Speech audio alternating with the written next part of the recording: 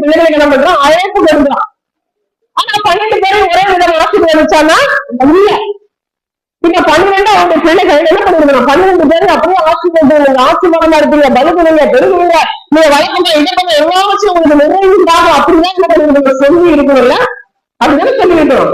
ஆனா ஒவ்வொருவரையும் நீங்க ஆசீர்வதித்த விதத்தை பாத்தீங்கன்னு சொன்னா அது வித்தியாசமா இருக்கும். இந்த மூத்தவங்களுடைய ஆசீர்வாதத்தை இன்னும் அடைய மாட்ட. நீ யாரு, தண்ணீரை போல தகுந்தினவன். நான் அப்பா, ஆனா நீ என்ன பண்ணிட்ட, என் மனுஷத்துல ஏறிட்ட. ஒருவேளை ஒரு தன் தகப்பனுடைய சொந்த என்ன பண்ணிட்டான், மர்மங்களை பிரவேசிச்சான், மனசுல அப்ப வைத்துக் கொண்டான். அப்ப தன் பிள்ளையை கண்டிக்கல, ஒண்ணுமே செய்யல.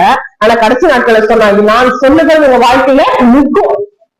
நீங்க அப்பா அம்மா இன்னைக்கு நமக்கு சொல்றது என்ன பண்ணும், அதனாலதான் வேலைக்கு சொல்லுங்க, ஒரு வாழ்நாட்டை மீது இருக்கும்படி ஒரு தலைமுறை தான் என்ன பண்ணிடுமா, கனம் பண்ணு. உனக்கு நீடித்த நாட்களும் கிடைக்கும், வாழ்க்கையில நிறைவே பெற்றுக்கொள்ள. அப்ப அந்த பையன் தப்பு பண்ணும்போது அவன் பார்க்கலாம், மனசுல அப்ப வச்சுக்கிட்டான். அப்பா என்ன பண்ணல, அவளை கூப்பிட்டு கண்டிக்கல, ஒண்ணுமே சொல்லல. ஆனா கடைசியில சொல்றான், இப்ப நான் மறிக்க போறேன், எல்லாரும் வாங்க, இன்னைக்கு பிள்ளைகள் 12 பேர் ஆசீர்வதிக்கிட்டு எல்லாரும் வாங்கன்னு சொல்லிச்சு. முதலாவது சொல்றான், நீ என்னுடைய வங்கமே சத்துவம், நீ விசேஷமான, நீ சேஷமுத்திர, ஆனா நீ தண்ணியை போல கடுமையான வாழ்க்கையில மேன்மை உனக்கு வரவே வராது என்று சொல்லி ஆசீர்வதிக்க போட்டான். இதுதான் நான் உனக்கு கொடுக்கிற ஆசீர்வாதம். யோசித்து பார்ப்போம், 12 பிள்ளைகள் ஒரே விதமாக.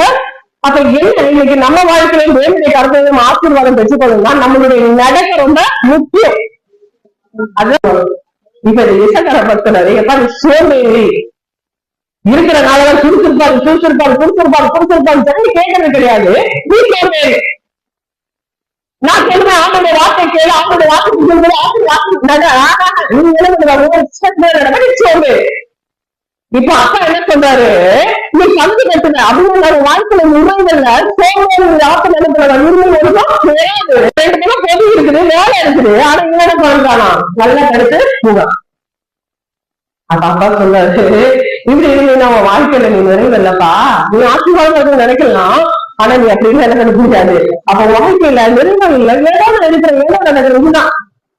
அப்ப எல்லாரும் ஜபத்துக்கு வந்துட்டு எல்லாரும் இல்ல, நம்ம எப்படி இருக்கோம் நமக்கு தெரிஞ்சு யார் பார்த்துருக்குதா, அவங்க நினைச்சிருப்பாங்க 12 பேருக்கு ஒரே விதமா கிடைக்கணும். அப்பா பாத்துக்கிட்டே இருந்தாரு, ஒவ்வொருவரும் பார்த்தாரு, ஒவ்வொருவரும் எப்படி கிடையாது அதுக்கு தகுந்த அவங்களுக்கு கிடைக்குது. 12 பிள்ளைங்களும் ஒரே விதமான இல்ல, யாரும் ஆசீர்வதிக்கல. 12 பிள்ளையும் பார்த்தா, நறுக்கையை பார்த்தா, செயல்பாட்டை பார்த்தா, ஆசீர்வதிக்கும் போது யார் யார் எப்படி நடந்தாங்களோ அப்படி எப்படி ஆசீர்வாதத்தை வச்சுக்கிட்டாங்க. நாங்களும் ஜபத்துக்கு போறோம், நாங்களும் தான் இருக்கிறோம், எல்லாருமே தான் இன்னைக்கு கிறிஸ்தவர்கள், எல்லா கிறிஸ்தவர்களும் எல்லாருக்குமே நிறைய இருக்காங்களா? அப்ப யார் ஆண்டுடைய வார்த்தையின்படி, யார் ஆண்டுடைய அப்ப